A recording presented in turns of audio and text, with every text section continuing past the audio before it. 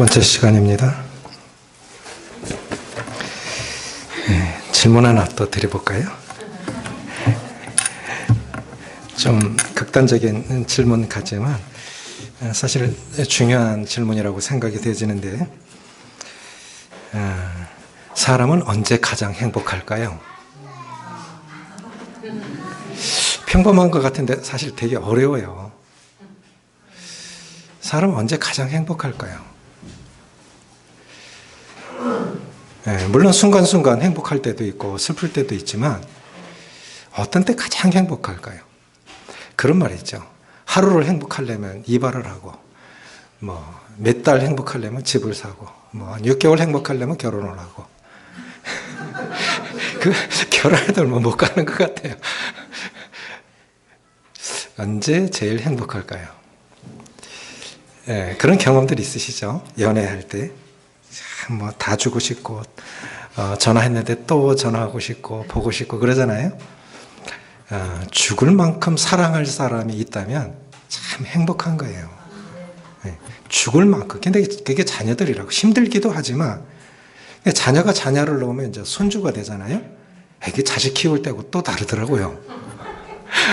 손주 보니까 그렇게 예뻐요. 그래서 이 죽을 만큼, 목숨 걸 만큼 사랑할 대상이 있을 때 참 행복합니다. 근데 그것만으로 행복하지 않아요. 사람이 늙으면 몇 가지가 있어야 된대요. 첫째, 돈이 있어야 된대요. 요즘은 어린이집에 가보면 교사들이 네 아빠 뭐하냐고 안 묻는데요. 네 할아버지 뭐하니 묻는데요. 할아버지 데리고 어린이집 다닌다더라고요. 늙을수록 돈이 있어야 돼요. 늙으면 뭐가 있어야 되냐면 돈 쓸 일 진짜 많더라고요, 손주들한테. 애기 나면 또 목돈이 폭 들어가고. 늙으면 돈 있어야 된다. 그 다음에 무릎이 좋아야 된다. 암만 돈 있어도 무릎 절단 나면 가지도 못하고 걷지 못하면 건강도 나빠지고. 그래서 돈이 있어야 된다. 무릎이 좋아야 된다. 관절이 좋아야 된다. 친구가 있어야 된다. 또 하나가 뭐냐면 일이 있어야 된대요. 일. 사람이 가장 행복할 때가 어떤 때냐? 죽을 만큼, 목숨 걸 만큼 사랑할 대상이 있다면 행복한 사람이에요. 또 하나가 있어요. 일이 있어야 돼요. 일. 저는 그걸 사명이라고 봅니다. 사명. 자, 사도행전 20장 보시겠습니다. 사도행전 20장.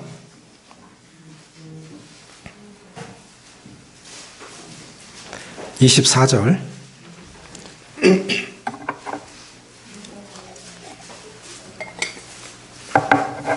24절 같이 읽겠습니다. 신약성경 223쪽 시작. 내가 달려갈 길과 주 예수께 받은 사명 곧 하나님의 은혜의 복음을 증언하는 일을 마치려 하면은 나의 생명조차 조금도 귀한 것으로 여기지 아니하노라. 이 말씀의 배경은 이제 사도 바울이 예루살렘으로 가는데 선교 여행 중에 가장 애착 공들인 선교지가 있는데 그것이 에베소입니다. 터키에 있어요. 터키에 있는데 그때 아시아라고 불렀는데 로마 제국은 거의 지중해 연안에 다 깔려 있잖아요. 그때 볼 때는 터키가 아시아의 끝인 줄 알았어요. 그래서 아시아라고 불렀는데 보니까 뒤쪽으로 계속 나라들이 있어요. 아시아가.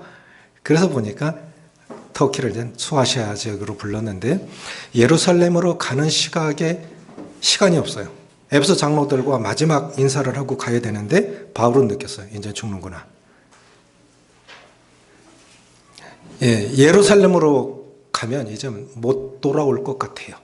그러니까 에베소 장로들 3년 동안 가장 공들이었던 에베소 지역의 장로들을 불러놓고 마지막 유언을 하고 싶었던 거예요.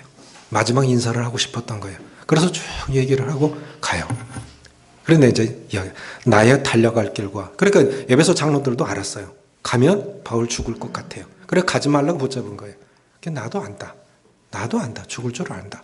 그런데 나의 달려갈 길과 주 예수께 받은 사명 곧 하나님이 부르신 은혜의 복음 전하는 일을 마치려 하면 나의 생명을 조금 더 귀하게 여기지 않으리라. 그렇게 얘기를 하고 에베소 장로들과 바울이 그 밀레도 해변에서 서로 이렇게 목을 안고 기도하고 울지요. 그게 이제 마지막이니까. 사람이 가장 진실할 때가 죽을 때래요. 사람이 가장 진실할 때가 죽을 때래요. 그럼 사도 바울이 살아온 일생이 뭐냐? 그 남은 시각에도 여전히 사도 바울을 붙잡고 있는 건 뭐냐는 거예요. 이 시간에는 사명이 그 사람을 이끌어간다라는 제목으로 말씀을 드리고 싶습니다. 우리는 최소한 안 믿는 사람들도 그러하지만 특별히 안 믿는 사람들도 삶의 목적이 있어요. 살아야 할 이유가 있고 온 생애를 불살라야 할 이유들이 있습니다. 어떤 사람은 음악에, 어떤 사람은 과학에, 어떤 사람은 구제에, 그렇죠? 어떤 사람은 쾌락에 빠져서 죄에 헤매다가 죽는 사람도 있고. 그리스도인들의 일생을 이끌어가는 건 뭐냐? 우리는 뭔가에 이끌려가는 사람입니다. 사실은 내가 가는 것 같지만 그 무엇인가 나를 이끌어가고 있는 거예요. 그게 뭐냐? 그게 사명이라는 겁니다. 창세기 39장 1절에 보면 요셉이 이끌려 애굽에 내려가며 그게 뭔가 이끌어가는 힘이 있어요. 그게 하나님이에요. 요셉 나중에 알았어요. 당신들은 한탄하지 마소서, 근심하지 마소서. 당신들을 나를 이곳에 판 건 당신들이 아니요. 하나님이 나를 앞서 보내요. 생명을 구하시려고 나를 앞서 보내신 것입니다. 후에 형들을 용서하면서 그런 얘기를 하잖아요. 하나님이 하셨다고 하잖아요. 요셉이 이끌려 애굽에 나라가요. 그게 뭔가 나를 이끌어가는 힘이 있어요. 그것이 사명이라는 거예요. 죽는 날까지 감당해야 할. 사도 바울도 사도행전 20장 1절에서 우리가 배 타고 이탈리아로 갈 일이 작정되매, 이게 뭔가 나를 이끌어가는 거고 또 그렇게 작정하신 일이 있다고요. 우리가 배 타고 이탈리아로 갈 일이 작정되매, 하나님이 그렇게 작정하신 거예요. 하나님이 그렇게 이끌어 가시는 거예요. 그렇다고 하면 세상에서 가장 행복한 사람이 목숨 걸 만큼 사랑할 대상이 있고 정말 목숨 걸 만큼 해야 할 사명이 있다면 가장 행복한 사람인데, 그럼 가장 불행한 사람이 누구냐? 가장 불행한 사람은 누구냐라고 했을 때 죽지 못해 사는 사람이에요. 그 사람이 제일 불쌍한 거예요. 제일 불쌍한 사람이 누구냐? 죽지 못해 사는 사람. 정말 허비하는 인생이고 가장 불쌍한 사람이에요. 옛날에 1시간, 2시간씩 운동을 했다. 그러면 집에서, 이번에 코로나 터졌을 때 영국에서 90 넘은 노인이, 참전용사가 얼마를, 몸이 건강치 않은데 지팡이 짚고 이렇게 걸었어요. 모금해갖고 의료진들 도우려고. 한 500만 원만 나왔으면 좋겠다. 그래서 인터넷에 올렸어요. 한번 참여하자. 그리고 자기가 그렇게 걸을 수 있는 사람이 아니에요. 그래, 조금씩 걸은 거예요. 그리고 매일 인터넷에 올린 거예요. 그래가지고 영국 사람들이 희망을 불러줬는데 2억이 넘게 나왔어요. 500만 원 걷어서 의료진한테 주려고 그러는데, 희망을 주려고 했는데, 그 사람, 온 힘을 다해서 그분이 그렇게 천천히 한 발 뛰는 거는 엄청난 노력이 필요한 겁니다. 그래서 이 어려운 때 수고하는 의료진들한테 희망을 주려고 모금 운동을 했는데, 영국 사람만 참여한 게 아니에요. 전 세계 사람이 참여했어요. 우리는 마찬가지입니다. 우리가 뭔가 주님 앞에서 하려고 하면 하나님이 다양한 방법으로 역사하셔서 그것이 일을 하게 하셔요. 그러면 이 사명이 뭐냐 하는 것이죠. 참된 신앙생활에 궁극적인 목적이 있어야 돼요. 그리스도인들은. 그것이 없으면, 우리가 하나님 없이도 방황했던 사람들인데 분명한 삶의 목적이 없으면 그리스도 안에서도 방황할 수 있습니다. 왜 사람들이 방황합니까? 하나님을 몰라서. 하나님을 몰라서 방황해요. 창조주를, 구원의 주를 몰라서. 우리가 그래서 하나님 없이도 방황했던 사람들인데, 살아야 할 궁극적 목적, 살아야 할 분명한 목적이 없으면 그리스도 안에 있어도 방황한다는 거예요. 그냥 교회 생활하는 게 이게 목적이 아니에요. 내 인생에 분명한 목적이 있어야 됩니다. 그래서 목적을 따라 사는 사람들이 그런 그 구성원이 몇 명이냐가 중요한 게 아니죠. 건물이 중요한 게 아니잖아요. 사람이잖아요. 사람. 하나님께서 보실 때는 모여있는 성도들이 그게 교회고 그것이 하나님께서 아끼시는 모습이 아니겠습니까? 교회예요. 교회. 사람들. 저희 예배당 짓기 전에 우리 큰딸이 그러더라. 아빠, 예배당 들어가는 길이 꼭 교도소 가는 길 같아. 근데 창피해서 친구들 못 데리고 오겠어. 그런데 어떤 여자 아세요? 그때 1년에 10명 이상씩 침례받았습니다. 저는 4개. 오히려 예배당 짓고 숫자가 더 줄어들었어요. 안정은 됐지만 그만큼 역사 없어요. 하나님께서 역사하시는 건 건물에 있지 않아요. 성도들이 따뜻하고 뜨겁고 분명한 목적이 있으면 하나님께서 그것을 기뻐하시고 건물이 아니에요. 건물일 것 같으면 유럽의 그 아름다운 건물들 왜 지금 다 박물관이 됐습니까? 그렇지 않은 거예요. 그럼 참된 신앙의 원리가 뭐냐? 자, 사도행전 22장 그 뒤로 남기셔서 22장 8절 10절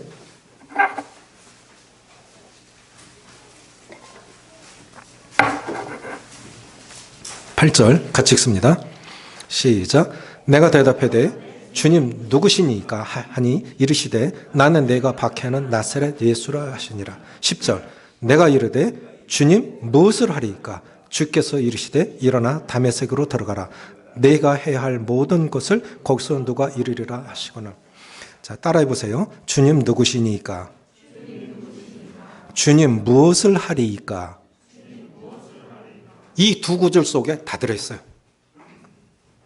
신앙생활의 참된 원리가 이 두 구절 속에 다 들어있고 이 두 구절이 사도 바울의 생을 압축한 것이고 아직도 살아야 할 이유고 가야 할 이유였어요. 이 두 구절 속에 사도행전에서만 3번이나 사도 바울은 자기 구원 간증을 합니다. 내가 어떻게 예수님을 만났는지, 내가 왜 예수님을 계속 전해야 되는지, 예수 믿는 사람들 잡으러 갔던 사람이 예수님을 전하면서 살아요. 그렇죠? 완전 인생이 바뀌었어요. 주님 누구시니까? 주님 누구시니까? 이것이 그래서 주님 누구시니까 이 말씀은 뭐냐면 인생의 참된 주인을 발견한 거예요. 전날에는 내가 주인이었어요. 내가 주인으로 살았는데 이제 주님을 우리 퀴리오스라고 그러죠. 황제, 주인, 황제예요. 황제. 진정한 나의 소유자, 나의 주인이 누구냐? 주님 누구시니까 몰랐어요. 예수를 핍박해야 된다고 생각했는데 그 예수가 진짜 메시아였어요.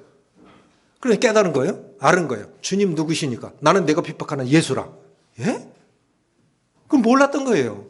하나님 정말 사랑하고 열심히 살았는데 방향이 잘못됐어요. 그 진짜 예수님이 바로 메시아인 줄 아니까 주님 무엇을 하리까? 이제 내가 어떻게 살아야 되죠? 예수님 만나고 나니까 전날에는 인생의 참 주인을 몰라서 그렇게 살았어요. 근데 인생의 참 주인을 알았어요. 예수님을 주와 구주로 영접을 했습니다. 나의 구원자일 뿐만 아니라 내 인생의 주인으로. 그럼 이제 우리가 고백해야 할 걸 주님 이제 무엇을 해야 되지요? 어떻게 살아야 되죠? 이게 사명이에요. 칼 힐티라고 하는 분이 이런 얘기를 했는데 내 인생 최고의 날, 사명을 발견한 날. 우리 세인동교회 성도님들도 그렇게 깨달으시고 경험하셨으면 좋겠어요. 내 인생 최고의 날, 어떤 날? 사명을 발견한 날. 그처럼 멋있는 게 없어요. 그게 남는 거예요. 인생은 결국은 없어집니다. 시간이 없어지고 육체도 없어지고 다 없어져요. 어머니 이렇게 말씀하셨어요. 그 셰프들 그 쓰는 요리 칼이 있죠. 이렇게 큰 칼이 있는데 몽땅 연필처럼 요만해졌어요. 얼마나 채소를 잘랐는데 닳고 달아서 요만한 몽땅 칼이 됐어요. 그래서 셰프가 그 칼만 계속 써. 왜? 내가 이걸 30년 썼거든요. 여기에 익숙해졌거든요. 쇠로 칼로 채소를 잘랐는데 그 연약한 채소를 잘랐는데 그것도 자꾸 없어져서 요만해졌어요. 근데 보십시오. 이건 달아서 없어진 거죠. 달아서 없어진 거죠. 안 쓰고 놔뒀다면 녹슬어서 없어져요. 인생은 두 가지인 거예요. 어떻게 해서 살 거냐? 녹슬어 없어질 거냐? 달아 없어질 거냐? 근데 사도 바울은 어떻게 지금 하는 거예요? 달아서 없어진 거죠. 나의 달려갈 길과 주 예수께 받은 사명, 곧 은혜의 복음 증거하는 일을 마치려면 나의 생명도 조금도 아끼지 아니하노라. 요만큼 남은 그 마지막 칼까지 다 쓰고 가고 싶다는 거예요. 어디다? 복음 전하는데. 이것이 내가 살아야 할 이유, 이것이 예수님이 이 땅에 오신 이유, 하나님의 아들 예수님을 이 땅에 보내신 이유, 그리고 지금도 복음이 전해져야 할 이유, 그것이 지상의 교회가 있어야 할 이유예요. 그렇지 않습니까? 건물이 뭐예요? 10,000명, 20,000명 모이는 교회 몇 명 모입니까 지금? 옛날에 건물 중심으로 모였다면 이제는 생활 중심이어야 돼요. 신앙 생활이어야 되는데 이제는 생활이 신앙이 되어야 되는 거예요. 건물이 아닌 거예요. 우리 삶으로 보여주는 삶이어야 돼요. 내 인생 최고의 날은 사명을 발견한 날이다 하는 것입니다. 그래서 바울이 이렇게 생각해 봅니다. 사도 바울이 2차 선교 여행 떠날 때 터키로 아시아로 들어갈 때 버가라는 해안에 도착을 했어요. 그런데 거기에 마가를 데리고 갑니다. 마가, 바나바의 조카죠. 마가를 데리고 갔는데 마가는 돌아가요. 왜 돌아갔을까? 왜 돌아갔을까? 부잣집 아들이라 포시랗게 커가지고 고생이 힘들어서 돌아갔을까? 그 이유가 하나가 돼요. 근데 진짜 이유는 거기 있지 않아요. 버가에서 터키 내륙으로 들어가려면 토로스 산맥을 넘어야 되는데 토로스 산맥, 그 산맥이 해발 3,000m입니다. 해발 3,000m. 지난주에 강원도 양양에 갔는데 거기 속초에 설악산이 있잖아요. 근데 2,100m를 하더라고요. 그거 보통 사람 못 올라가요. 천왕봉 올라가는 거 쉬운 얘기가 아니에요. 그런데 그 해발 3,000m는 짐승이나 넘어다니지 사람 잘 못 넘어간대요. 잘 못 넘어간대요. 그렇게 험악한데 지금 누가 올라간 거예요? 바울과 바나바가 그거 넘어가서 내륙으로 가서 복음 전하고 다시 그거 넘어온 거예요. 넘어가서 복음 전하고 다시 넘어온 거예요.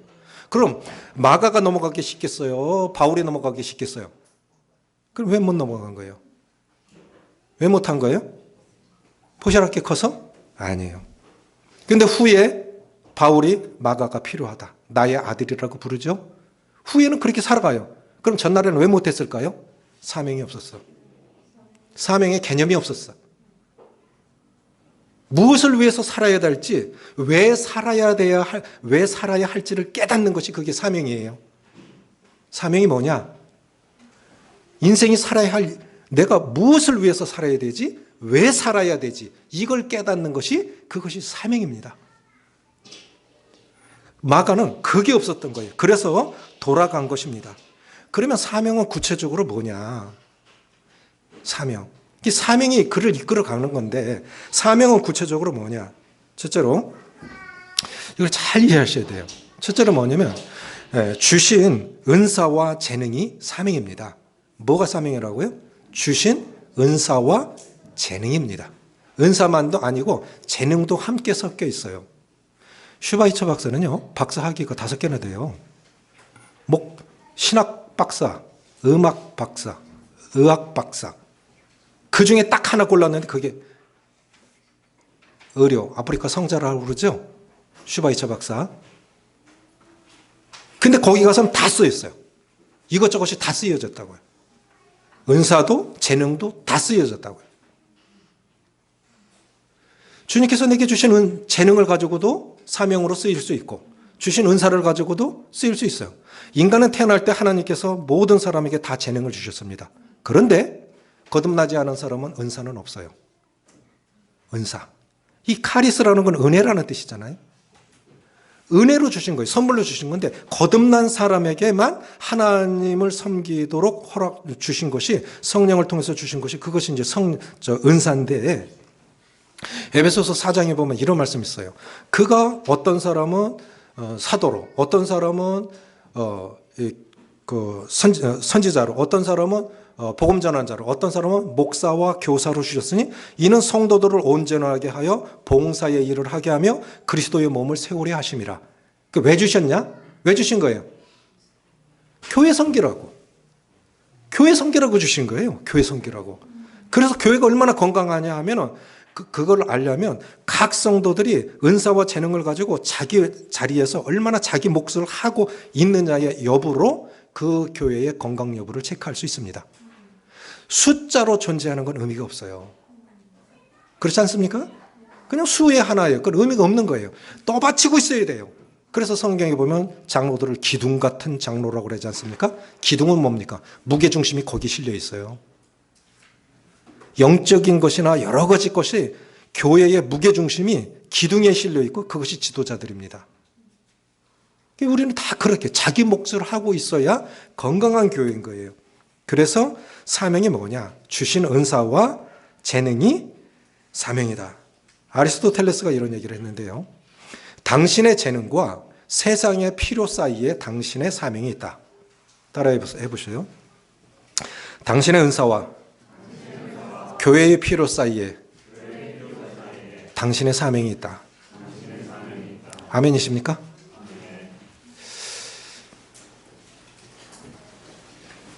보이는 거예요. 은사에 따라 보여. 어떤 사람은 건물이 보이고, 어떤 사람은 영적인 필요가 보이고, 어떤 사람은 물질적 필요가 보이고, 어떤 사람은 돌아와야 할 것이 보이고, 은사에 따라 다 달라요. 교회 성기라고. 그래서 교회가 뭐예요? 세상을 죽은 영혼 살리는 것이 복음이고 그것이 교회가 아닙니까? 교회가 교회 역할을 하라고. 그러니까 먼저는 교회가 건강하게 서야 돼요. 교회가 비난받으면 안 됩니다. 칭찬받아야 돼요.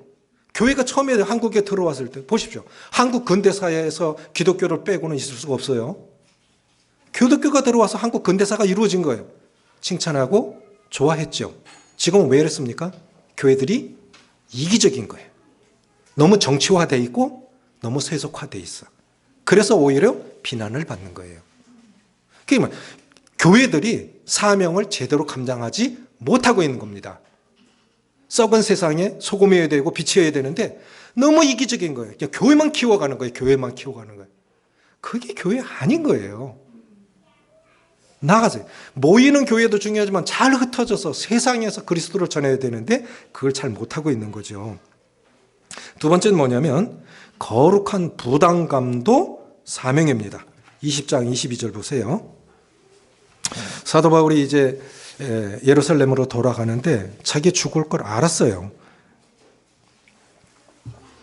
22절 같이 있습니다. 20장 22절 시작. 보라 이제 나는 성령에 매여 예루살렘으로 가는데 거기서 무슨 일을 당할지 알지 못하나. 예감이 든 거예요. 죽겠구나. 거기서 무슨 일을 당할는지 알지 못할. 그게 죽을 수도 있겠구나예요. 죽을 수도 있겠구나.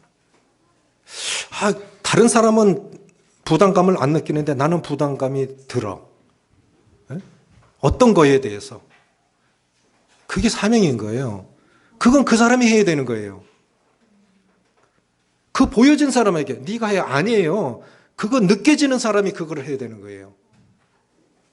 그래서 거룩한 부담감도 사명이다 하는 것입니다. 느헤미야 바벨론 70년 노예 생활을 하는데 동생 하나니아가 예루살렘에 돌아갔다 와서 어떻든 내 형제들이 어떻게 지내고 있든 예루살렘에 남아있는 우리 민족이 어떻게 살아가고 있든 했더니 성은 무너지고 백성들은 환난을 당하고 성문은 불타고 너무너무나 불쌍하게 살아가요. 느헤미야는 부족함이 없는 사람입니다. 그 이야기를 듣고 느헤미야가 울지요. 그리고 금식하고 기도합니다. 부담을 느낀 거예요. 저건 내가 해야 돼. 저거 할 수 있는 일은 나야. 탁월한 행정가. 그래서 왕의 조서를 받아서 군사들을 데리고 또 살림 감독에게 조서를 받아서 모든 것 준비해 다 가서 예루살렘 성벽을 52일 만에 극적으로 재건을 하지요. 그러니까 안에 있는 사람들이 보호받을 수 있는 거 아닙니까? 성이 무너지면 보호받을 수가 없어요. 먼저는 안전이 필요한 거예요. 안전. 안전이 무너지면 그 안에서 아무것도 할 수가 없습니다. 그런데 이거는 느헤미야만 할 수 있는 일이에요. 그런데 자기는 메인 몸이에요. 왕이 허락하지 않으면 못 가. 왕이 허락하지 않으면. 그래서 금식하고 있으니까 그때 당시만 해도 왕 앞에 신하들이 근심 띤 얼굴로 나가면 죽는 법입니다. 우리가 아무리 연기를 해도요, 표정을 속일 수가 없어요. 그러니까 음모를 꾸미면 표정에게 나타나게 돼 있어요. 음모를 꾸미면. 그래서 죽이는 거예요. 그런데 네가 병이 없거늘 왜 얼굴에 수색이 있느냐. 그랬을 때 니에미아가 두려워했다고요. 죽을 수 있는 상황이에요. 그런데 하나님이 지혜를 주신 거야. 왕이요, 내 조상들이 묻혀있는 땅에 환난을 당했는데 어떻게 내 근심이 없겠습니까? 이방인들도 조상은 위에요. 그런데 내 조상들이 묻혀있는 땅에 있는 백성이 환난을 당한다는데 내가 어찌 편하겠습니까? 그러냐? 그럼 어떻게 했으면 좋겠는데? 그랬을 때 바로 말하네. 기도하고 저를 예루살렘에 일정 기간 좀 가게 해 주십시오. 내가 성 쌓고 다시 올게요.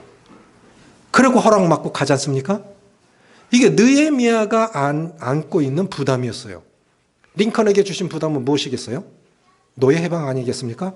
얼마나 많은 값을 지불하고 자유를 획득한 것입니까? 우리 모두에게 그걸 주셨어요. 그런 부담들을 이렇게 하라고. 나는 이 길을 갈 거야. 이렇게 할 거야. 그 자리가 뭔지, 그것이 구체적으로 무엇인지는 부담을 안고 있는 그 사람이 더 잘 압니다. 세 번째 뭐냐면 남보다 더 가진 것도 사명입니다. 남보다 더 많이 배운 것도 사명입니다. 영국의 어머니들은 옛적에 그렇게 가르치셨다 하죠. 나폴레옹하고 영국하고 싸웠는데 영국이 이겼어요. 그런데 주로 옥스퍼드 출신들이 지금도 그렇다고 하지만 제대로 정규 훈련을 받지도 않았는데도 프랑스 군대를 이겼어요. 그걸 이튼 정신의 승리라고 합니다. 거의 이튼 대학 출신들이 제대로 정규 훈련을 받지도 않고 싸웠었는데 이겼어요. 그게 사명으로 싸운 거예요. 그게 이긴 거예요. 이게 뭐냐, 영국 어머니들은 그때 이렇게 가르쳤대요. 열심히 공부해라. 많이 배워라. 왜? 그래야 잘 섬길 수 있으니까. 보십시오. 판검사, 의사들은요, 일반인보다 2만 단어 내지 3만 단어를 더 쓴대요. 그러니까 생명을 다룰 수 있는 거예요. 판사가 사형, 그럼 죽는 거죠. 의사가 끝났어. 암, 그러면 암 환자로 살아가는 거예요. 근데 오진할 때도 많잖아요. 오진할 때도 있잖아요. 생명을 다루는 사람들은 평범한 사람보다 2만 단어 내지 3만 단어를 더 많이 쓴다는 거예요. 그리고 많이 배워야 돼요. 잘 배워야 돼요. 그래야 많이 배워야 잘 섬길 수 있고 많이 가져야 섬길 수 있습니다. 섬기기 위해서 많이 버셔야 돼요. 섬기기 위해서 많이 배우셔야 돼요. 우리 자녀들은. 그런데 우리는 어떻게 가르치면 네가 잘 돼야 돼. 그러니까 잘못 가는 거예요. 이건 성경적이지 않아요. 그건 한국 어머니들이 잘못 가르치는 거예요. 잘 섬겨라. 그러기 위해서 많이 배워라. 그것이 진정한 노블레스 오블리주의 그 개념 아니겠습니까? 명예에 따르는 책임. 그리스도는 우리 천국 시민이래. 하나님의 자녀래. 그럼 더 많이 베풀어야 되지. 더 많이 섬겨야 되지. 교회가 성장해야 할 이유도 여기 있다고 봅니다. 그래서 남보다 더 가진 것이 사명입니다. 에스더가 이제 모르드게가 그랬죠. 우리 민족 다 죽게 됐다. 하만 때문에 다 죽게 됐다. 네가 가서 이 사정을 왕에게 얘기해라. 왕이 부르지 않은데 나가면 나 죽어요. 나도 알아. 그런데 내가 이때의 왕후가 된 것은 바로 이것 때문에 하나님이 그렇게 미리 준비시키신 건 아니냐. 네가 왕의 아내가 된 건 내 민족 살려내라고 네가 왕후가 된 거 아니냐. 부모 없이 큰 너를 내가 키웠다. 그런데 지금 왕의 아내가 되었지 않느냐. 내 민족 다 몰살당할 위기가 쳤는데 네가 지금 그 역할을 하라고 지금 하나님이 그렇게 하신 거 아니냐. 네가 많이 배운 거, 네가 많이 가진 거 세상에 주님 나타내라고 하신 거 아니냐. 그렇게 쓰일 때 가장 그것이 영광스러운 거고 가치인 거고, 그리고 하나님이 그렇게 섬길 때 더 축복하세요. 저는 확신합니다. 많이 경험했어요. 하나님 이 땅에서도요, 우리에게 손에 끼시는 분은 아니에요. 그 길을 걸어봤어요. 네 번째 뭐냐면 고난의 경험도 사명입니다. 고난의 경험도 사명입니다. 고린도후서 1장 4절 보세요.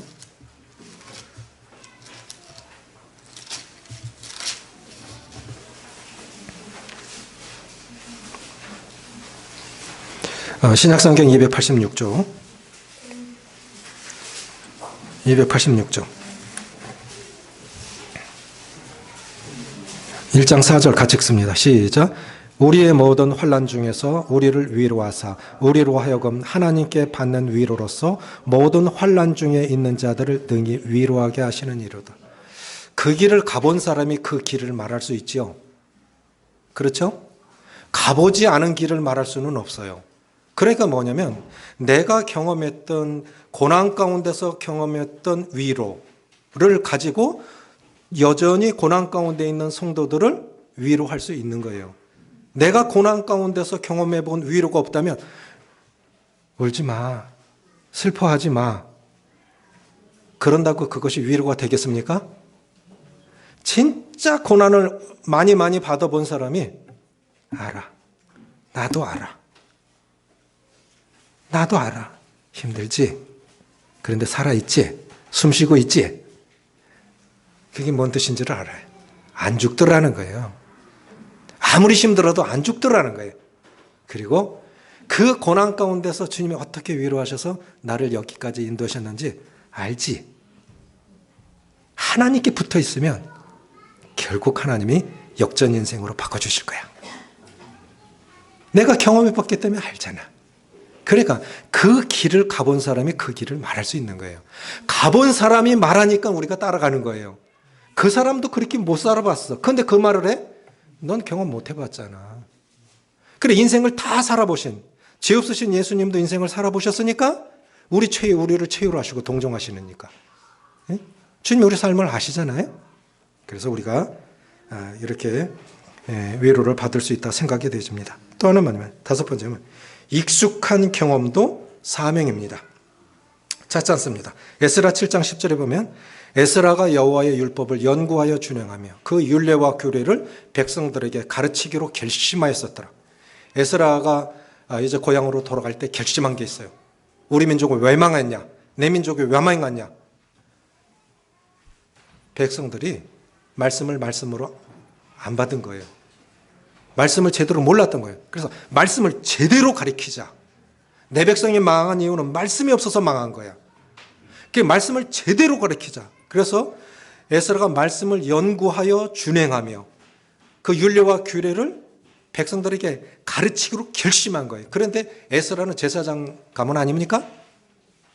말씀에 정통했던 사람, 레위 사람들은 하나님 섬기는데 정통했던 사람들. 그러니까 그 사람이 가장 잘할 수 있는 것이 사명입니다. 가장 잘할 수 있는.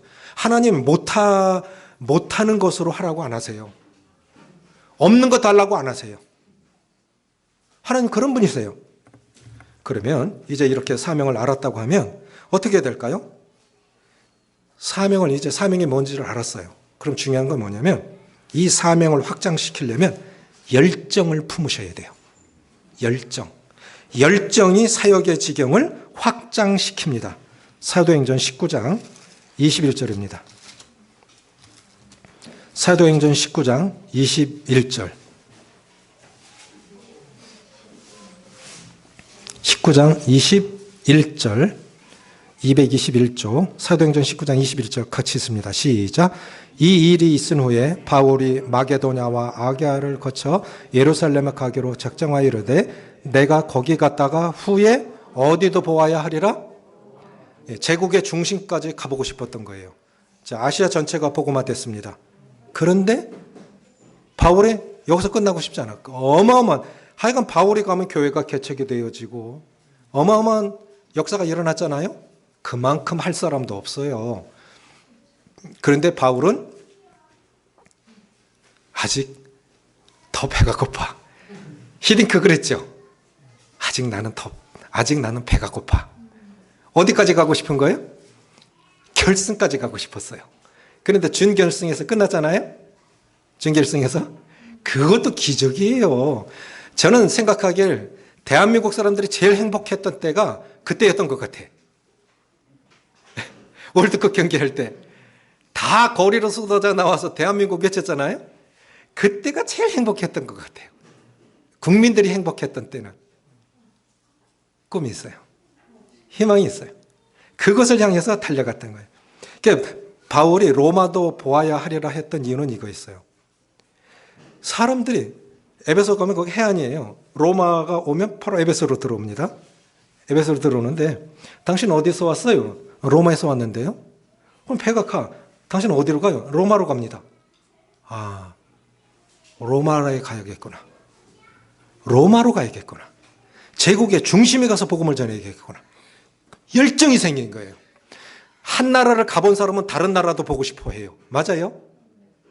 그렇죠? 그리고 여행 가는 사람은 계속 여행을 다녀요. 안 가본 사람은 한 나라도 안 나가본 사람은 왜 가? 방콕이 제일 좋은데. 방콕이 제일 좋대. 답답한 사람이죠. 형편이 안 돼서 그렇다면 이해가 가. 여행은 우리 시야를 넓혀줘요. 인생을 배워요. 여행을 해보면 참 많은 걸 배워요. 로마도 보아야 하리라. 그런데 나중에 서바나도 보아야 하리라 그래요. 서바나는 당시 지도의 끝이었던 스페인이었어요. 저는 거기까지 갔으리라고 믿습니다. 꿈이 있어야 돼요. 꿈이, 그 열정이 이 사명을 확장시켜 줍니다. 요거 아니에요. 하나님 더 키우실 겁니다. 교회를 키우는 게 아니라 하나님의 꿈을 키워가실 거예요. 우리 자녀들을 통해서. 그렇게 하실 거예요. 사도 바울이 로마도 보아야 하리라 했던 두 가지 이유가 있습니다. 에베소, 자기가 지금 사역하고 있는 지역은 거의 복음화됐다고 믿은 거예요. 또 하나는 이제는 제국의 중심에 가서 복음을 전하고 싶은 사명의 열정이 생겼기 때문입니다. 그래서 저는 이렇게 생각해요. 마지막으로 드리고 싶은 것은 디모데후서 4장 7절 8절입니다.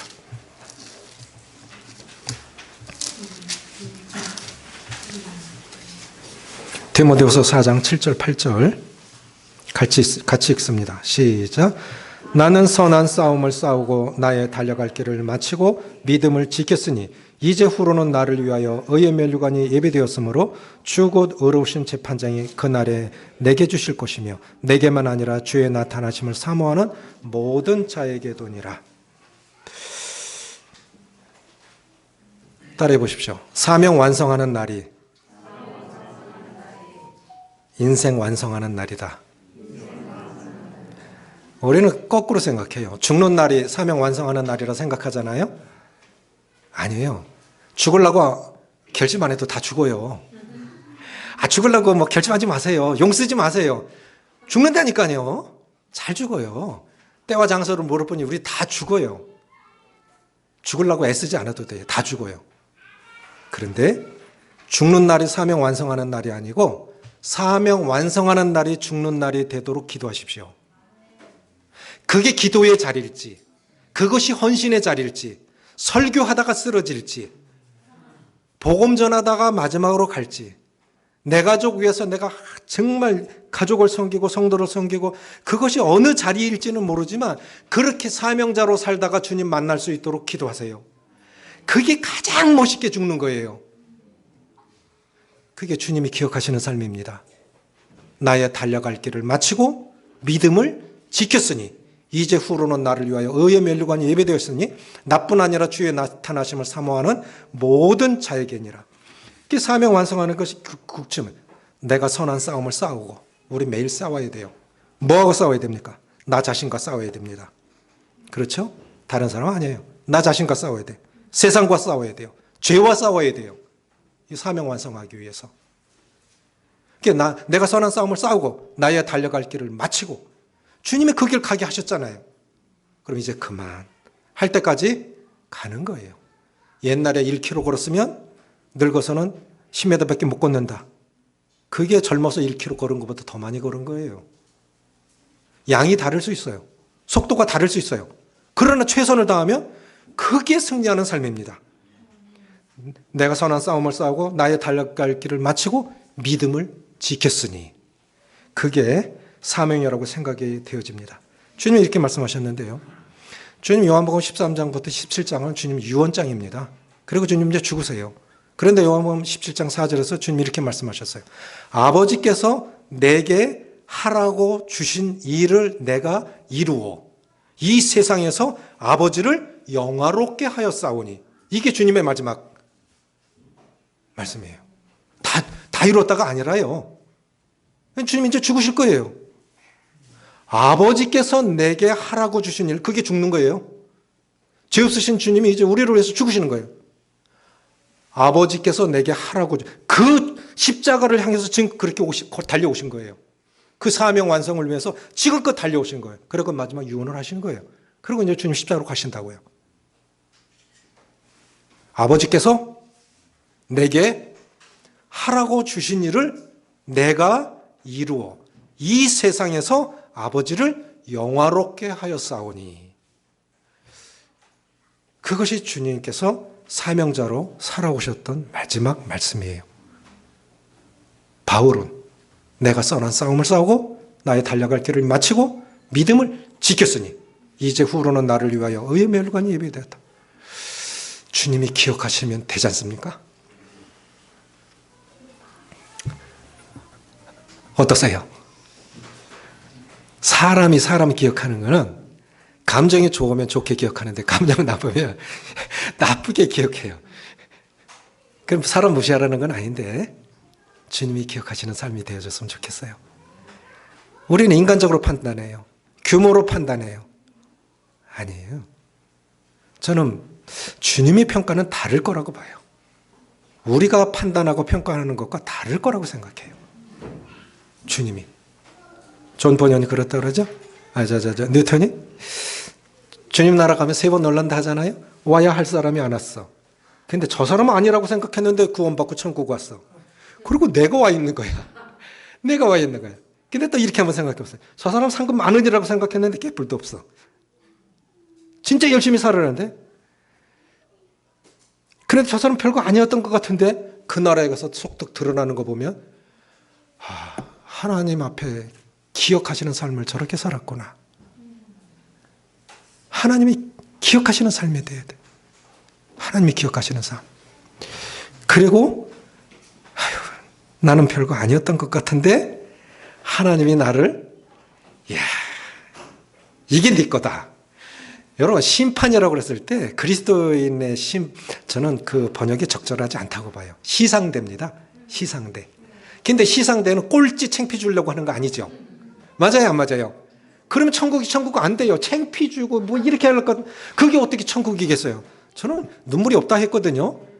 그렇잖아요? 저는 천국은 기뻐야 된다고 생각해요. 시상대라고요, 시상대. 많이 달린 사람 박수 쳐주는 거 아닙니까? 못한 거, 잘못한 거, 창피 주려고 하는 게 시상대가 아니잖아요? 별거 아니었던 것 같은데 주님이 봐라, 이게 네 거다. 그게 진짜 남는 겁니다. 이 땅에서도 그렇습니다. 그래서 사명자로 살아가시기를 바라요. 주님이 기억하시는 삶이 되어지길 바랍니다. 기도하시겠습니다. 아버지 하나님, 이 땅 한편